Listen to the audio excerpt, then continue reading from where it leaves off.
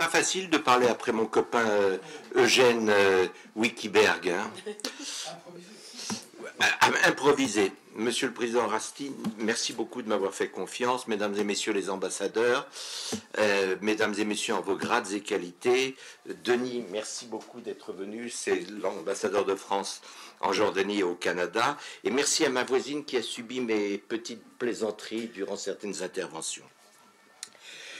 Selbstmord aus Angst vor dem Tod, se suicider par peur de la mort. J'ai volontairement gardé dans son jus la citation de Bismarck, car elle illustre parfaitement le dilemme qui va chantourner la future politique de défense européenne au sein de l'Alliance. En outre, avec un peu d'effort d'imagination, l'on pourrait considérer que le cultissime Rückkehrversicherungsvertrag de Bismarck est l'ancêtre de l'article 5 de l'OTAN. Le Rückkehrversicherungsvertrag, c'est peut-être une des choses les plus intelligentes de toute l'histoire de la géopolitique. Toujours avec un peu d'imagination, quel peut donc être son cousinage avec la doxa otanienne? La politique de Bismarck, une fois ses objectifs atteints, était toute de réticence. Prudence face à l'escalade militaire. Prudence était sa réelle politique. Mais sans atteindre la pactomanie de Dulles, les alliances étaient son schème de prédilection pour préserver la paix. Or, préserver la paix et l'ordre mondial hérité de 1945, c'est précisément la philosophie de l'alliance, alliance défensive, ne l'oublions pas. En outre, et c'est la deuxième signification qui va caractériser et inscrire le pilier européen en matière de politique étrangère et de défense, se suicider par peur de la mort. Pour paraphraser Raymond Aron, qui me disait ça la semaine dernière, j'en parlais avec lui, je dirais indépendance probable mais impérieuse, divorce impossible. Le concept de l'alliance est révolutionnaire. Au XVIIe et XVIIIe siècle, les alliances classiques étaient polychromes. Des alliés pouvaient, s'ils jugeaient qu'il en allait de leur intérêt, se séparer pour se retrouver avec l'ennemi d'autrefois. Avec l'OTAN, l'alliance est à la fois monochrome et repose sur la coopération. Il n'y a pas d'alliance de rechange. Alors Trump, mon général. Trump, nos illusions perdues, la colère, le dégoût, mais peut-être l'espoir de notre réveil, Jean-Pierre. Also sprach Zarathustra, annonçait le surhomme.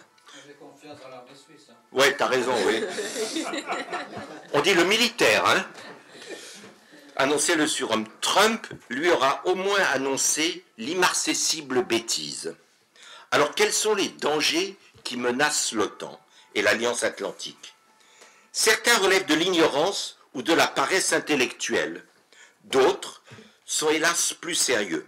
Avant que de pointer les dangers internes et externes auxquels l'OTAN doit faire face, puis les solutions, permettez-moi quelques miscellanées liminaires.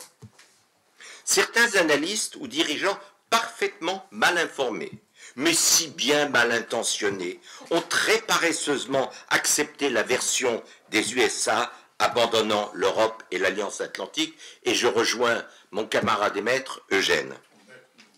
D'autres remontent cette idée à la présidence d'Obama. Mais le New Pivot n'a jamais signifié l'abandon de l'Europe. Il impliquait et affichait seulement que l'Europe et l'Alliance n'avaient plus l'exclusivité du lien. Point barre. Dot barre. À meilleure preuve, juste pour prévenir les dégâts que Trump ne pouvait manquer d'occasionner, Barack Obama qualifia ainsi en novembre 2016, lors de sa tournée d'adieu, Angela. Et Angela seule, je cite, She has been probably my closest international partner for these 8 years. Ça ne l'a pas empêché d'écouter les conversations d'Angela. L'adresse était claire, oui. Peut-être qu'il voulait connaître des détails croustillants. L'adresse était claire et limpide. L'adresse était adamantine et frappée au coin de la réalité. En Asie, et je rejoins une fois de plus Eugène, en Asie, parmi les pays démocratiques, le Japon, seule puissance d'importance. Mais il possède encore moins que l'Allemagne les attributs d'une puissance mondiale. Cessons donc de nous faire peur. Terminus a quo, une autre idée qui chemine stupidement comme une herbe folle.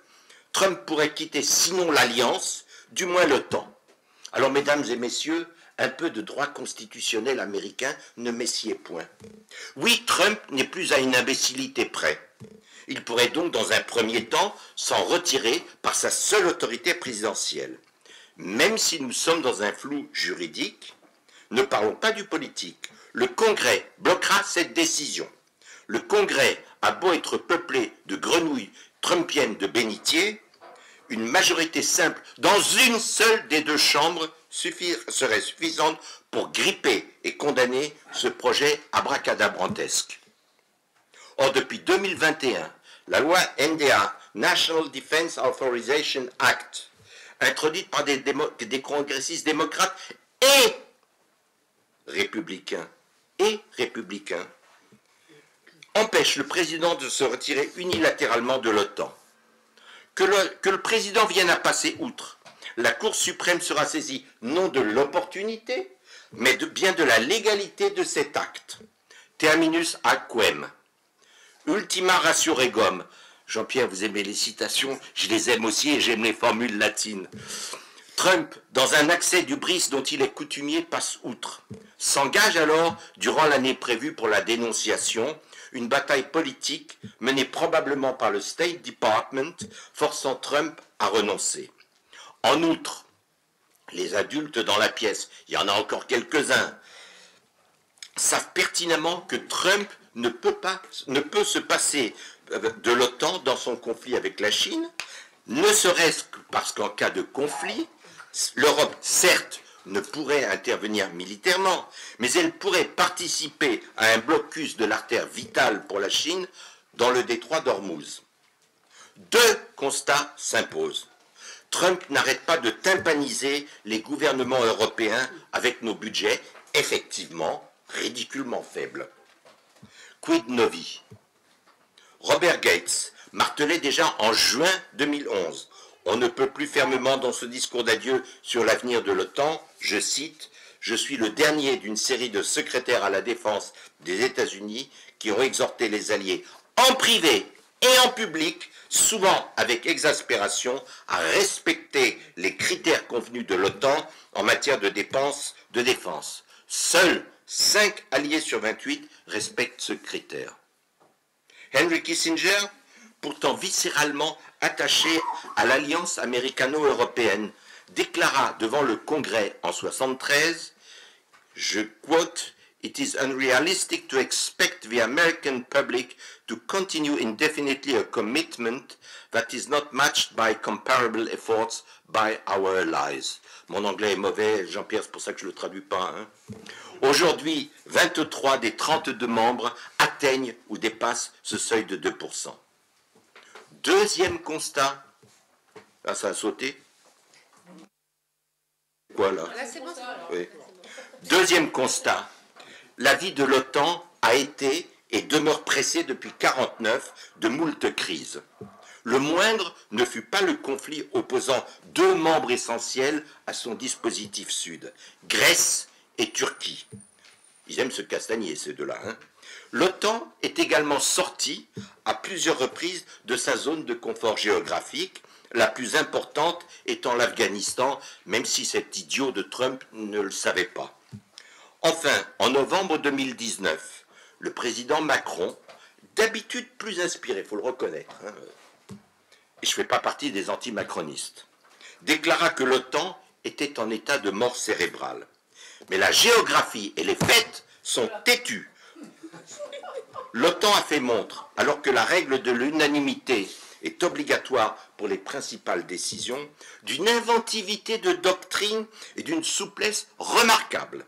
Elle a su accueillir en son sein de nouveaux membres et bonne fille, ne fut pas rancunière en acceptant le recours au bercail de la France, enfant prodige mais rebelle. En allemand, on pourrait dire « der Wunderkind », n'est-ce pas? Sicher. Les dangers externes maintenant. Alors l'OTAN a été créé selon la savoureuse formule que rapporte Jean-Pierre Je ne vais donc pas la citer, mais puisque vous avez parlé de Lord Ismay, il y a quelque chose d'absolument délicieux. C'était pas prévu, mais pendant le conflit de Chypre,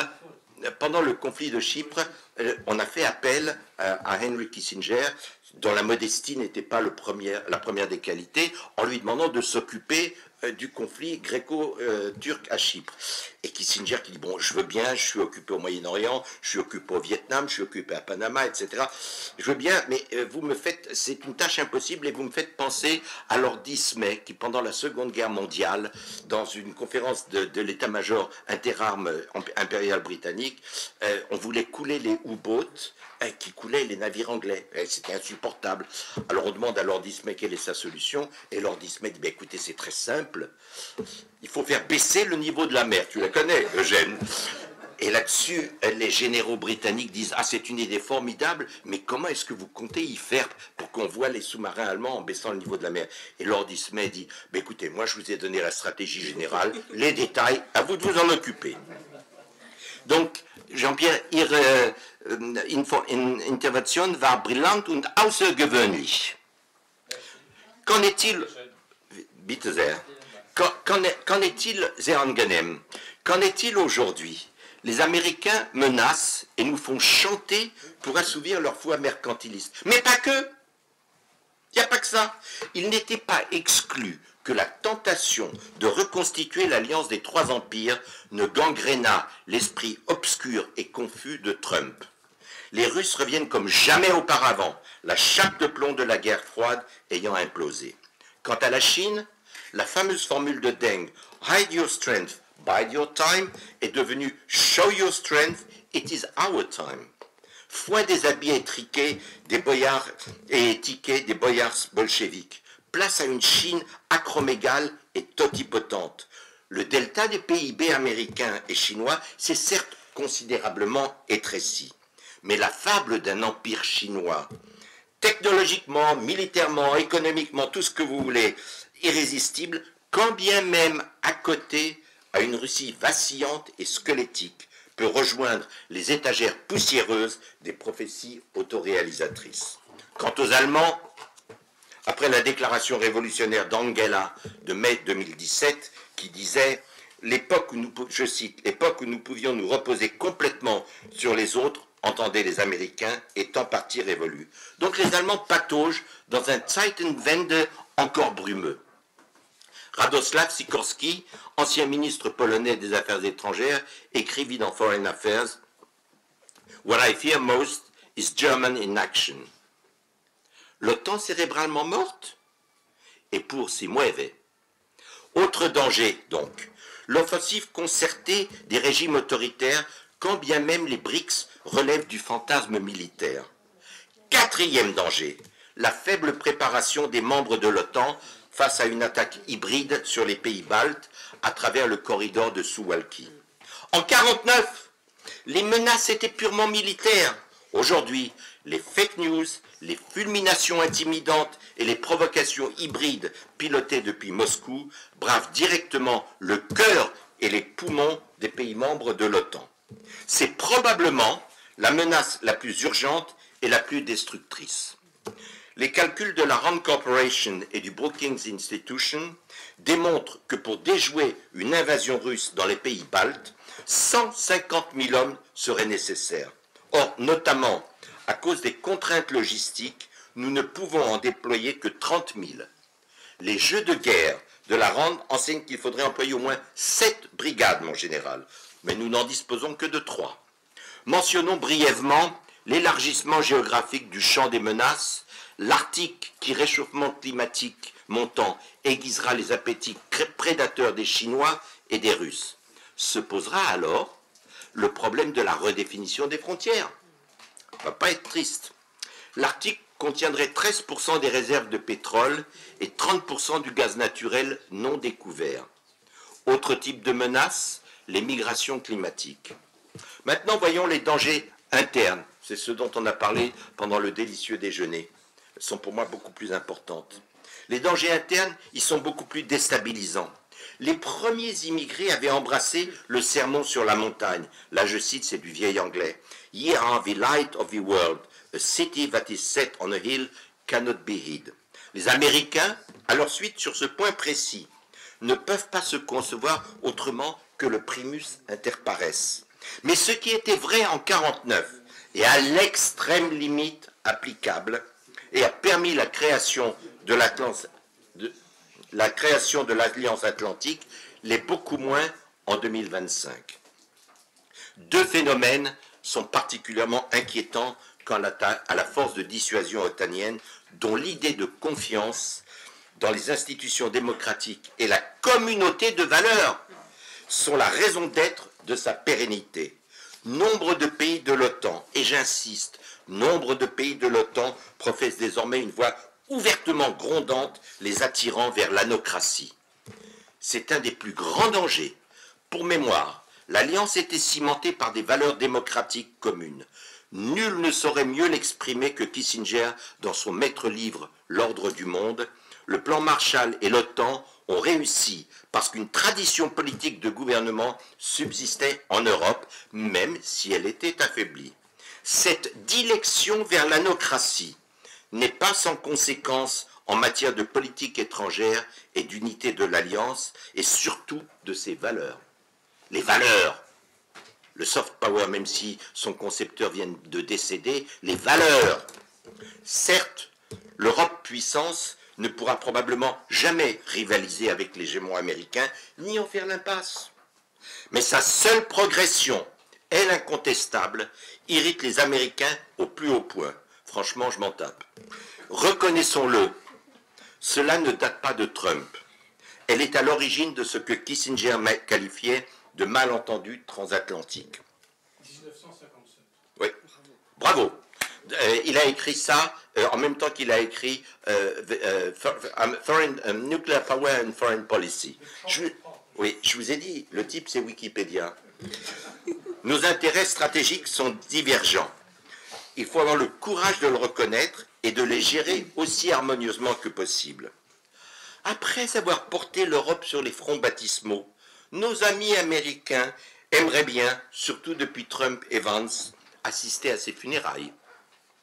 À cet égard, l'on pourrait paraphraser Mauriac, ils aiment tellement l'Europe qu'ils en voudraient 27. Seule la décence, Monsieur le Président, m'empêche, et les femmes qui sont là, m'empêchent de rapporter les propos nauséabonds, mais ben oui, je suis d'une vieille génération, les propos nauséabonds, mais authentiques de Trump. Peut-être encore plus prégnant.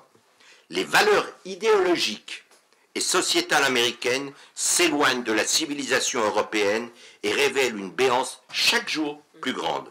N'ayons pas peur de clamer fièrement. Civis Europeanus sum. C'est beau, c'est musical, c'est noble. Civis Europeanus sum. La mondialisation a géographiquement réduit l'océan Atlantique en mer intérieure, mais elle a élargi son champ politique. Que le temps nous semble lointain, où un télégramme du Foreign Office en 1949 disait « Des pays qui ont été nourris aux libertés civiles et aux droits fondamentaux. » Des pays qui ont été nourris aux libertés civiles et aux droits fondamentaux.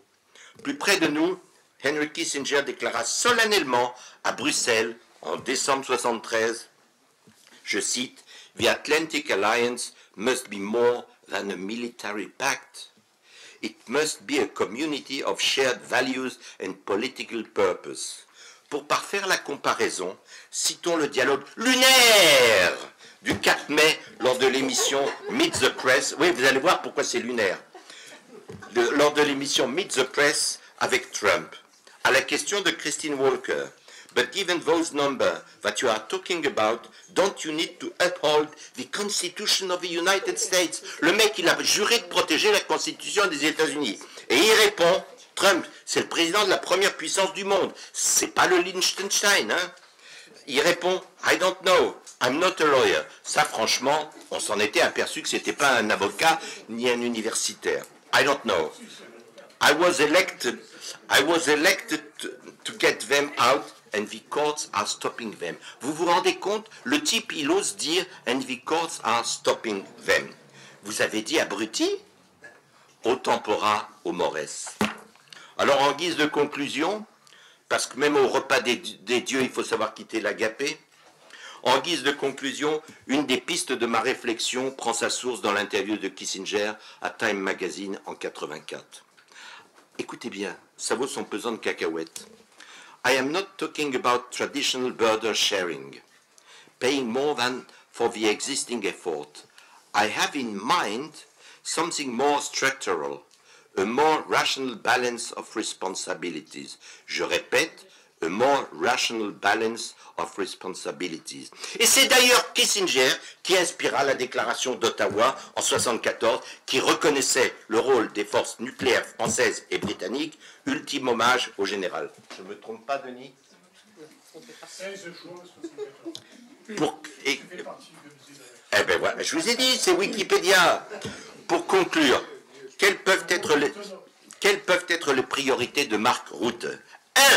Préserver la sécurité européenne qui sera testée et mise à rude épreuve dans les pays baltes. 2. Maintenir l'engagement américain. Kamala Harris n'était pas Biden. 3. Développer la coopération avec le Japon, la Corée et approfondir l'initiative d'Istanbul et du Conseil du Golfe. 4. Définir une aide approfondie à l'Ukraine. 5. Approfondir de nouveau le nouveau modèle de force défini au sommet de Madrid de 2022 et de 2023 à Vilnius. Et enfin 6. Collaborer étroitement avec le plan d'Ursula von der Leyen. Elle est bien cette femme. C'est le meilleur moyen d'aller vers une... Non, elle est une européenne. Peut-être. Wirklich. Oui. Ouais, t'as raison. C'est le meilleur moyen d'allier vers une défense européenne véritable et qui ne serait pas aux ordres de Washington. S'il y a deux choses que je veux lancer dans mon intervention, c'est les messages nauséabonds qui émanent d'un certain nombre de leaders, et c'est le fait qu'il faut, oui Jean-Pierre, il faut une défense européenne, oui nous avons la capacité de la faire, mais elle ne doit pas être aux ordres de Washington. Enfin, laissons le mot de la fin à Kissinger. A transatlantic disunion would be a geopolitical tragedy, perhaps a nightmare. Mesdames et messieurs, je vous remercie de votre attention et j'espère ne point avoir été trop long. Merci beaucoup. Merci.